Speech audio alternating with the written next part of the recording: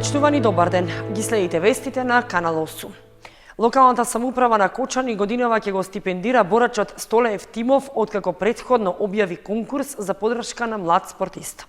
Целта е да се помогне во понатамошната спортска кариера за оние кои ја представуваат општината и на државно и на меѓународно ниво.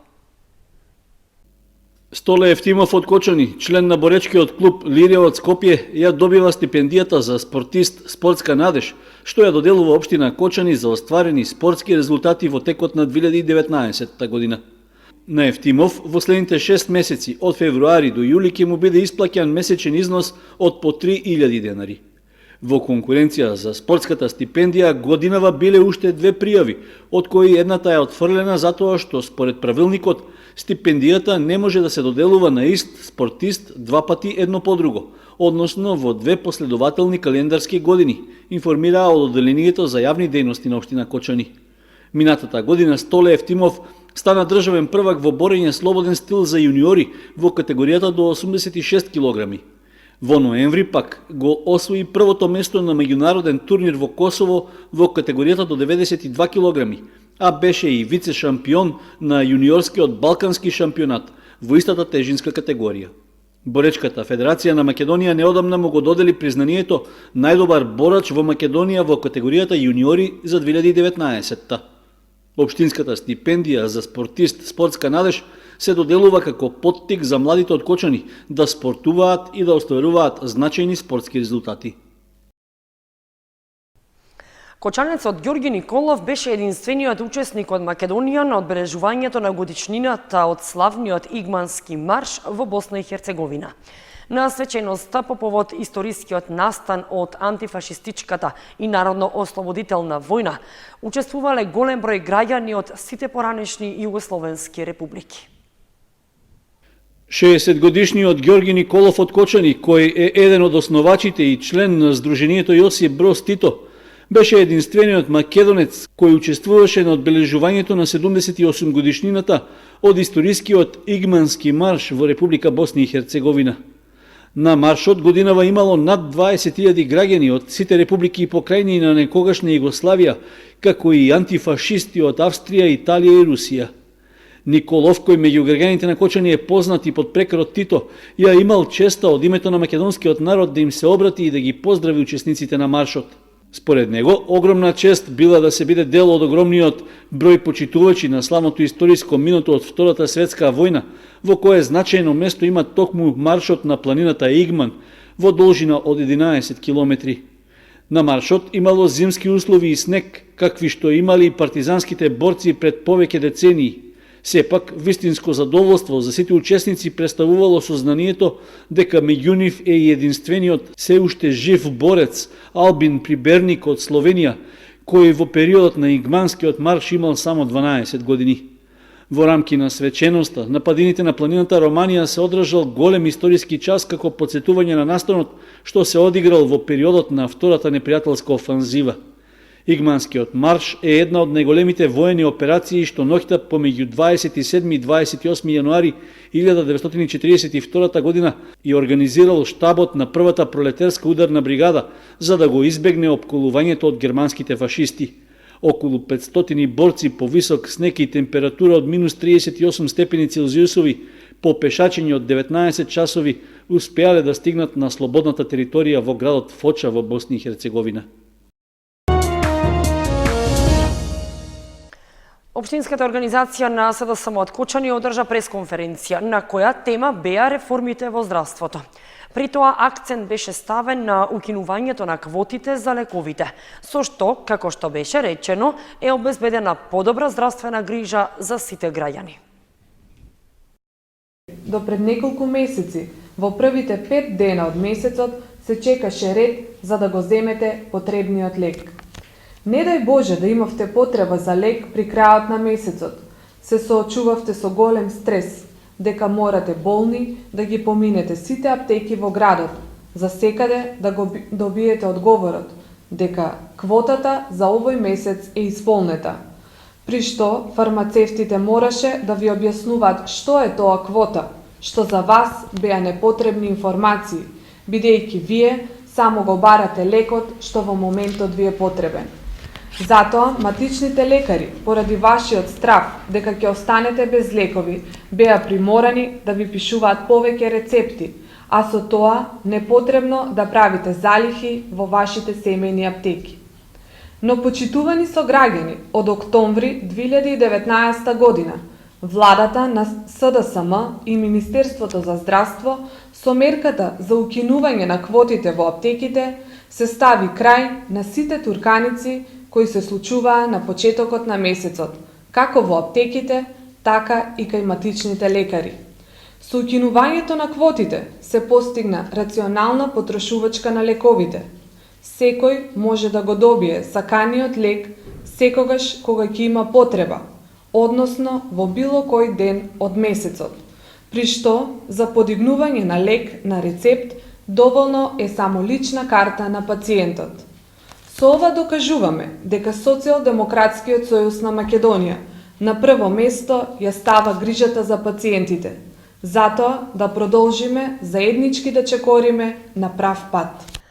Поради недостаток на влага во земјата, шумското стопанство Согово минатата 2019 година не го остварило во целост планот за пошумување на околу 14 хектари површина. Непошумените делови ќе се завршат оваа година, но за 2020 е планирано да се работи и на опожарените површини што изгореа при ланските пожари. Она што не е реализирано во 2019 година ќе биде пошумено оваа година со дополнителна работа на пошумување на опожарените површини.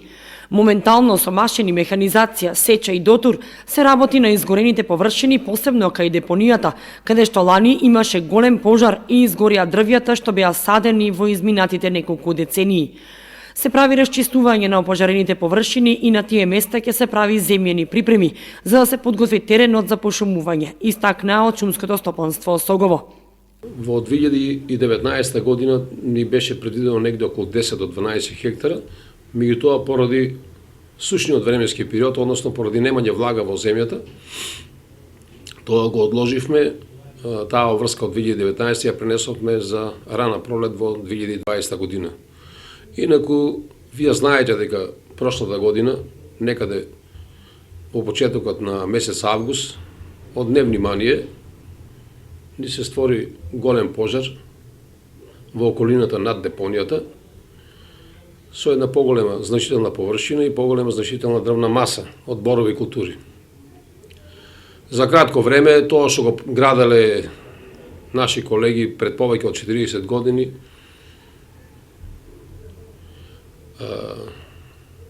се направи штета, тоа што се направи, меѓутоа еве на почетокот на 2020 година веќе сме интензивно активни во расчистување на опожарените површини, односно правиме санитарни сечи.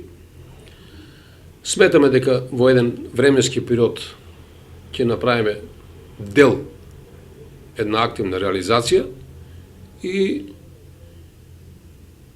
во времето кога ќе почне рана пролет, таму дека е било шума, ќе настојуваме пак да биде шума која многу значи како заштитен појас на нашата општина. Освен на опожарените површини, ќе се вршат и други редовни пошумувања согласно планот на шумското стопанство. Тоа се некаде сигурно пак како 2019 година, негде околу 10 до 15 хектари, некаде во шумско-стопанска единица која гравитира према на општина Пробиштип, односно место викано Зелениград. Таму прошлата година и текомите години уназад правевме чисти сечи кои ни овозможуваат добар терен за нивно покривање со одредени дрвни видови, нови дрвни видови. Диванисов додаде дека освен пролетно се планира и есенско пошумување во 2020 година и од предпријатието се надеваат дека планот за пошумување ќе биде целосно исполнет.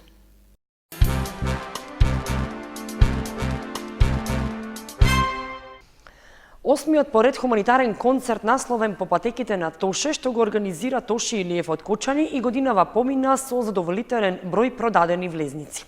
Се одржа на истото место во спортската сала кај гимназијата, а собраните средства се наменети за помош на 9-годишната Ивана Алексова од Кочани, на која и се потребни пари за лекување во Белград.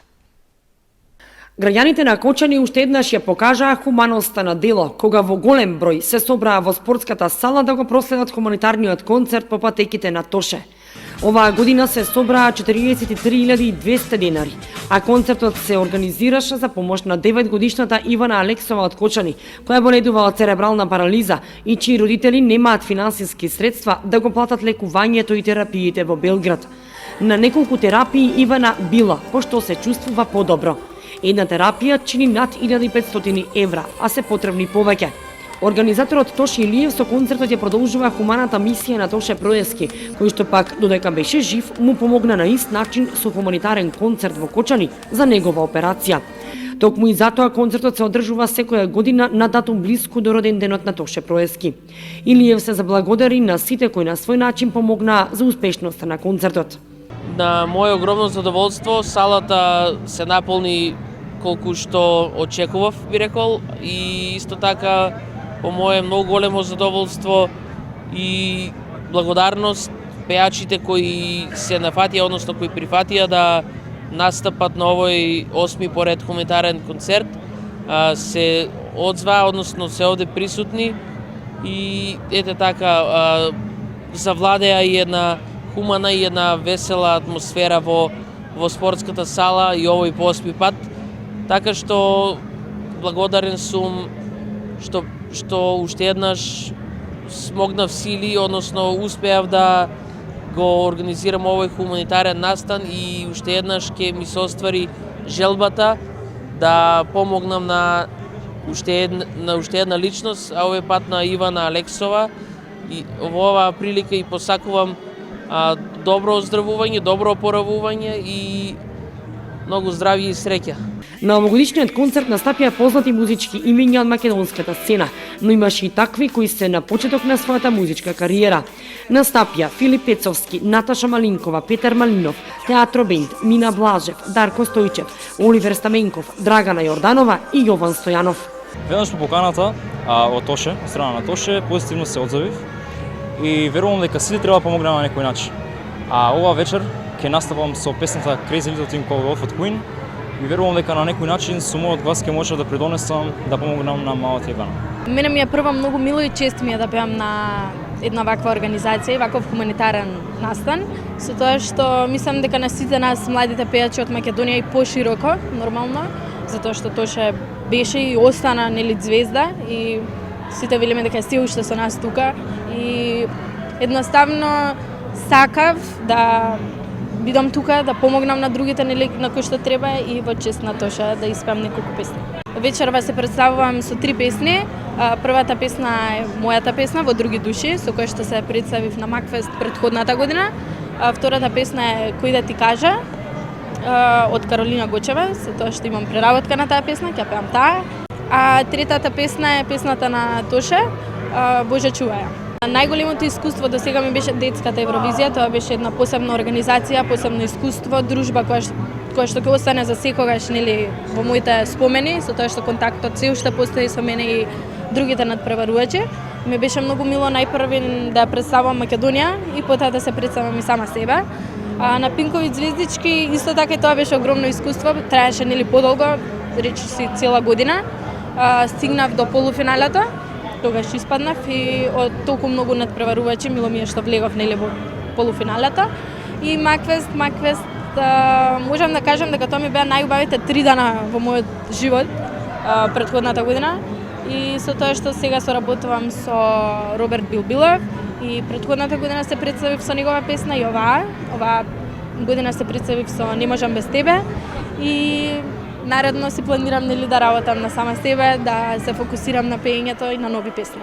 Ние како јас и нели заедно и со мојот бенд секогаш сме отворени за вакви настани, особено хуманитарни, особено кога ќе треба да помогнеме на некого, не само ние да речам пеачите или музичарите, секој обичен човек треба да проба на било кој начин да присуствува на ваков вид на настан, значи за да секој секој треба да се потруди да помогне на било кој начин, на кој што му треба помош.